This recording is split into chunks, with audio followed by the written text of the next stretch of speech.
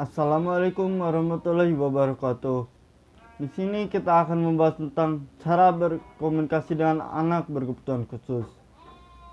Anak berkebutuhan khusus adalah anak yang memiliki kekurangan fisik berupa sosial, mental, psikologis, lingkungan, dan juga kejiwaan. Banyak bermacam-macam seorang anak yang memiliki gangguan itu. Anak berkebutuhan khusus bisa saja mempengaruhi pertumbuhan dan proses perkembangannya. Di sini kita akan membahas tentang cara berkomunikasi dengan seorang anak berkebutuhan khusus dengan gangguan pendengaran. Yang pertama, pakai sebuah alat. Memakai sebuah alat ini bisa dengan memakai sebuah buku, ponsel, atau papan tulis, atau bisa dengan sebuah alat pendengar. Biasa alat pendengar ini ya, contohnya seperti ini. Ini adalah sebuah alat pendengar yang biasa digunakan oleh anak berkebutuhan khusus, seorang tunarungu. Karena alat ini adalah alat yang paling penting di antara semua alat-alat yang digunakan untuk berkomunikasi.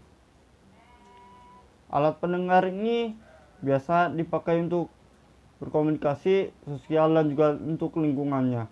Karena ini bisa dipakai dan berbicara jarak jauh, berbicara di depan kelas, bisa mendengar teman berbicara, guru bisa didengar untuk berbicara dengan lebih jelas.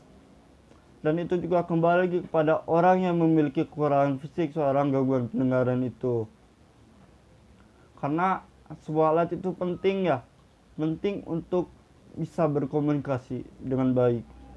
Tapi terkadang seorang anak tunarungu ini kadang bisa dengan terganggu ya, misalnya terganggu hal-hal yang jarang banget yang dirasakan oleh orang normal.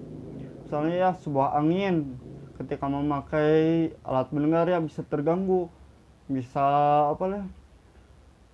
angin yang bisa ngalangin suara orang ketika berbicara tidak akan jelas.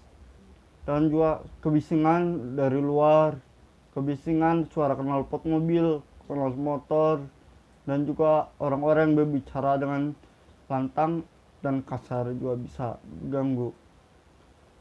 Yang kedua, gunakan bahasa isyarat. Bahasa isyarat ini bisa dengan sebuah tangan ya, seperti ini.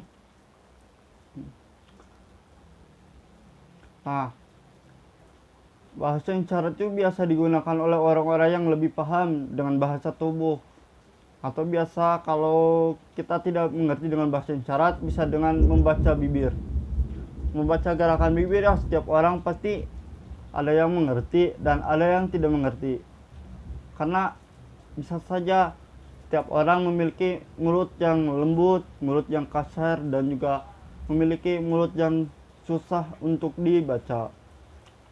Karena setiap orang yang memiliki gangguan pendengaran pasti memiliki beberapa cara, khususnya adalah membaca bahasa isyarat dan bahasa tubuh.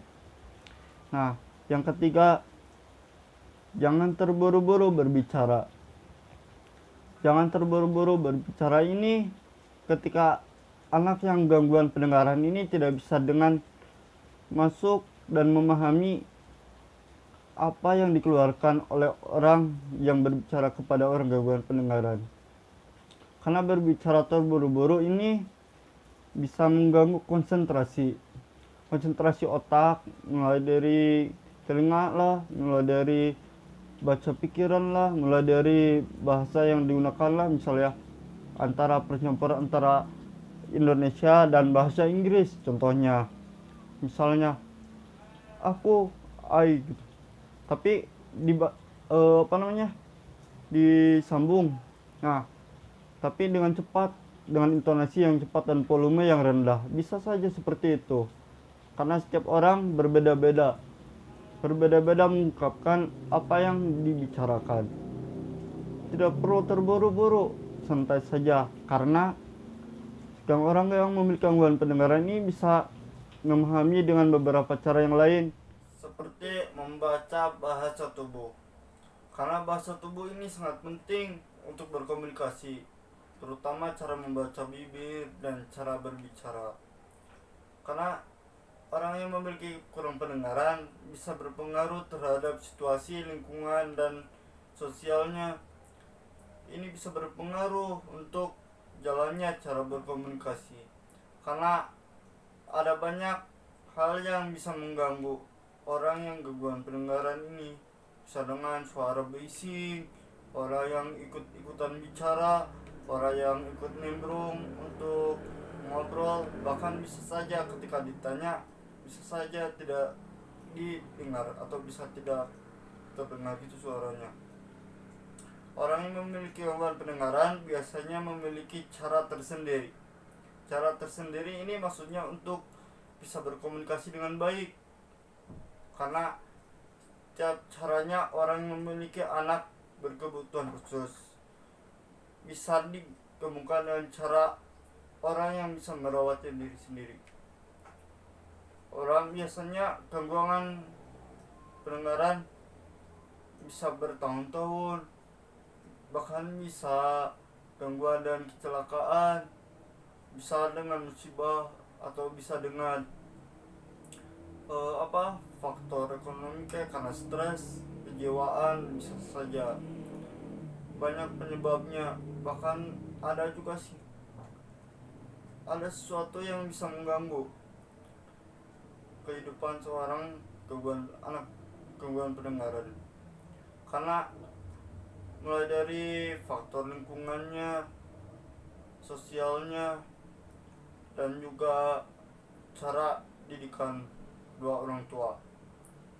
Nah, untuk teman-teman yang memiliki gangguan fisik atau biasa disebut anak berkebutuhan khusus, jangan sampai Anda mendengarkan apa yang orang lain katakan tentang diri Anda, yaitu hal-hal yang tidak Anda inginkan, mulai dari hal-hal yang negatif.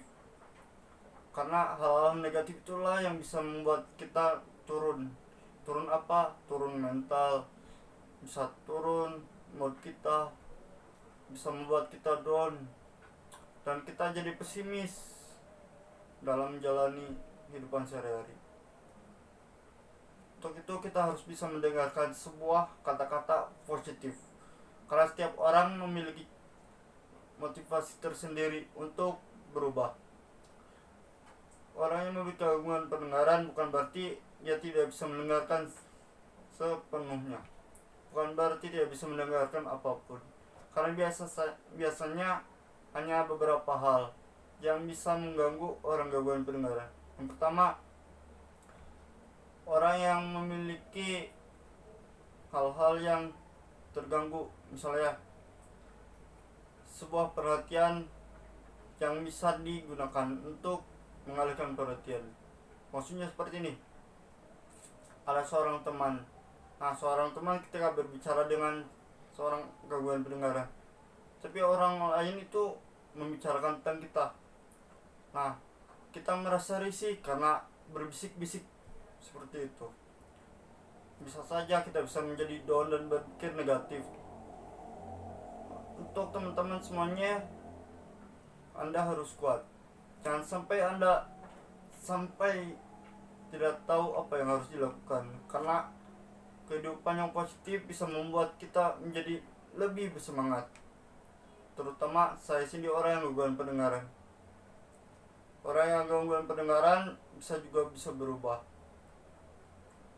Untuk orang tua, bersabar, karena itu adalah titipan dan rezeki yang Allah berikan. Anaklah yang menjadi sumber rezeki dan menjadi pahala menaik Anda sampai naik ke surga. Anda mungkin merasa kesal, merasa sedih, merasa kecewa, dan bahkan merasa pesimis karena memiliki anak berkebutuhan khusus. Anak berkebutuhan khusus bisa membuat kita menjadi lebih terdidik dan bisa membuat kita menjadi lebih terbiasa untuk cara mendidik dengan benar. Karena faktor didikan kita lah yang bisa menentukan seperti apa kedepannya nanti orang yang memiliki anak berkebutuhan khusus itu. Itu juga bagaimana kita mendidik dengan benar dan bagaimana kita mengarahkannya ke arah yang lebih baik lagi. Kita harus bisa melakukan hal-hal yang positif. Jangan sekali-kali membentak atau misalnya bersuara keras, lantang, apalagi terhadap anak yang memiliki gangguan pendengaran. Itu sangat bahaya karena bisa saja membuatnya mental down, merasa pesimis, bahkan bisa merasa anaknya itu ya seperti tidak berguna atau memiliki hal-hal yang sangat mengganggu di pikirannya. Karena kata-kata lah yang bisa membuatnya termotivasi dan bahkan bisa membuatnya terganggu. Demikian pembahasan cara berkomunikasi dengan anak berkebutuhan khusus ini, semoga bermanfaat. Jangan lupa support dengan like dan subscribe ya. Terima kasih. Sampai ketemu lagi.